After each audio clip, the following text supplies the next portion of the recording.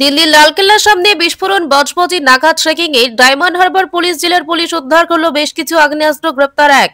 দিল্লিতে লালকেল্লার সামনে বিস্ফোরণের ঘটনার পর গোটা দেশ জুড়ে জারি হয়েছে হাই অ্যালার্ট। রাজ্যের বিভিন্ন পুলিশ জেলার পক্ষ থেকে শুরু করা হয়েছে নাগা ট্রেকিং। আর এই নাগা ট্রেকিং এ মিলল সাফল্য মিলল ডায়মন্ড হারবার পুলিশ জেলার জেলা পুলিশের। বজবজ এলাকায় ডায়মন্ড হারবার পুলিশ জেলার পক্ষ থেকে নাগা ট্রেকিং এ উদ্ধার হলো বেশ কয়েকটি আগ্নেয়াস্ত্র, গ্রেপ্তার এক ব্যক্তি।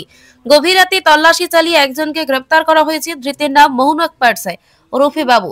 সে বিহারের বাসিন্দা বলে জানা গিয়েছে। কর্মসূত্রে মৌনক পারসে বজবজ এলাকাতেই থাকতো বলে খবর। স্থানীয় পুলিশ সূত্রে জানা গিয়েছে বিহারের বাসিন্দা কর্মসূত্রে বজবজ এলাকায় থাকতো। বিহার থেকে আগ্নেয়াস্ত্র নিয়ে আসা হচ্ছিল জেলাতে। ডায়মন্ড হারবার পুলিশ জেলার অতিরিক্ত পুলিশ সুপার মিতুন কুমার দি জানান, গোপন সূত্রে খবর পেয়ে আমরা অভিযান চালাই। অভিযুক্তকে গ্রেপ্তার করে আদালতে পেশ করা হবে। তাকে হেফাজতে নিয়ে আরো জেরা করা হবে। পুলিশ তদন্ত করে দেখছে কোথা থেকে আগ্নেয়াস্ত্রগুলি এসেছে, কার কাছে পৌঁছানোর কথা ছিল এবং অভিযুক্ত এই চক্রের সঙ্গে কতদিন ধরে জড়িত। ধৃত ব্যক্তি কি শুধুই অস্ত্র পাচারে সাহায্য করছিল নাকি বড় কোনো নেটওয়ার্কের সক্রিয় সদস্য, সেই দিকে নজর রাখছে জেলা পুলিশ। নিরাপত্তার স্বার্থে এলাকায় নজরদারি বাড়ানো হয়েছে বলে জানিয়েছে পুলিশ। এর মধ্যে গোপন সূত্রে খবর পাওয়া যায় অবৈধ আগ্নেয়াস্ত্র নিয়ে কেউ এলাকা পেরোতে পারে। সেই তথ্যের ভিত্তিতে বজবজ থানা এলাকায় বিশেষ নাকা চেকিং শুরু হয়। তল্লাশিতে উদ্ধার হয় একটি 9mm পিস্তল, দুটি ওয়ান শাটার বন্দুক এবং বেশ কয়েক রাউন্ড কার্তুজ। বজবজ থানা সম্প্রতি একটি খুব ভালো কাজ করেছে। ওখানকার আমাদের এসআই প্রীতম, মানে ভিপি ওমেনের ইন্টেলিজেন্স ছিল ইনপুটটা, সেটার উপর দেওয়ারটা নিট আমাদের ফাঁড়ি ইনচার্জ অজয়, আইসি, এসডিপিও সবাই মিলে মনিটর করে খুব ভালো একটা, আমি বলবো ইম্প্রোভাইজড একটা 9mm এবং ওয়ান শটার এবং বেশ কয়েক রাউন্ড গুলি সেটা রেড করে আমরা সক্ষম হই। এবং যার পজিশন থেকে এটা আমরা পাই সে হচ্ছে মোহাম্মদ ফারসে আলিয়াস কামাল আলিয়াস বাবু।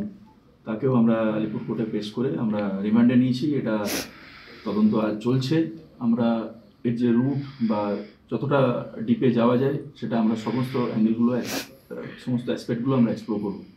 এই যে বিভিন্ন জায়গায় বিস্ফোরণ বা পরে কি আপনাদের টাকা বা এই ধরনের একটু বেড়েছিল?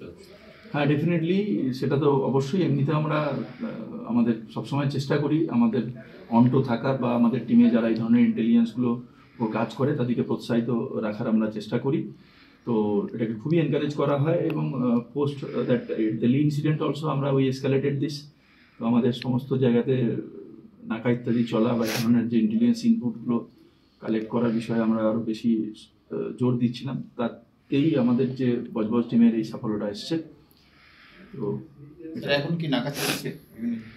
হ্যাঁ, এখনও আমাদের এটা মানে আমাদের রুটিন প্রসেসের মধ্যে আমরা এটা নিয়ে নিয়েছি। আমরা র্যান্ডাম বেসিসে, যাতে এটা তারা কোনোভাবে কারোর যদি এরকম ধরনের আনস্ক্রুপুলাস ইন্টেন্ট থাকে, আমাদের যে ইউআর সেটাকে যাতে তারা কোনোভাবেই একটা ফ্রি জোন হিসেবে না ভাবতে পারে, সেটা এনশিওর করার জন্য যা যা করার দরকার সেটা আমরা করতে থাকি। যে যার পজিশন থেকে পেলেন, কি ব্যাকগ্রাউন্ড কি আছে?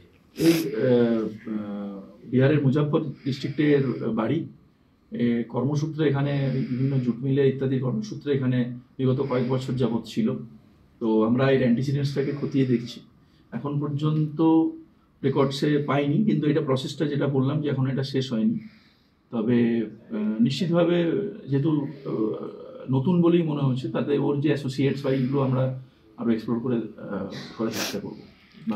কেনাবেচার সঙ্গে সেইটাই আর কি, যে ওর কী ধরনের জায়গা থেকে কোনো পার্সোনাল কোনো ভেন্ডেটটাকে এক্সিকিউট করার জন্য ও আর্মসটা পজিশনে নিয়েছিল, না ওর এই ধরনের কোনো র্যাকেটের সঙ্গে কোনো কমপ্লিসিটি আছে, সেই জায়গাগুলোকে আমরা খুব বিস্তারে দেখব। এখনো পর্যন্ত আপনাদের সঙ্গে শেয়ার করার মতো ইনপুট নেই। সেটা সেই জায়গায় ম্যাচিওর করলে আমরা নিশ্চিত আপনাদের সামনে। বিহারে বাসিন্দা বলা যেতে পারে, মানে নেটিভ প্লেস হচ্ছে তার বিহারের মুজফ্ফর। কর্মসূত্রে বজবজের বাসিন্দা। বজবজের কোথায়, কোন এলাকা থেকে? এটা মতিপুর আর কি। ওর যে ইয়েটা এখানে যেখানে থাকে না, ওকে ধরা হয় রিভার সাইড রোড, যেটা সেখান থেকে। বয়স কত? 30 বছরের মতো।